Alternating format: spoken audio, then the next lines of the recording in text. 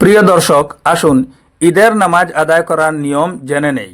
ঈদের নামাজ আদায় করতে হলে সর্বপ্রথম নিয়ত করতে হয়। যেমন, আমি আল্লাহর জন্য ঈদের 2 রাকাত ওয়াজিব নামাজ অতিরিক্ত 6 তাকবীরের সাথে কিবলামুখী হয়ে এই ইমামের পেছনে আদায় করছি।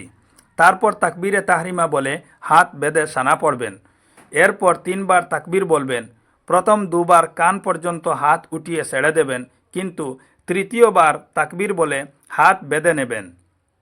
তারপর ইমাম সাহেব তাউজ তাসমিয়া ও সূরা ফাতিহা পড়ে একটি সূরা পড়বেন।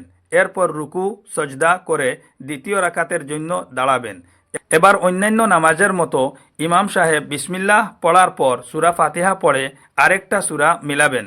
তারপর 3 বার তাকবীর বলবেন। এখানে প্রতি তাকবীরে হাত উঠিয়ে ছেড়ে দেবেন এবং চতুর্থবার রুকুর তাকবীর বলে রুকুতে চলে যাবেন। এরপর সজদা এবং শেষ বৈঠক করে যথারীতি সালাম ফিরিয়ে নামাজ শেষ করবেন।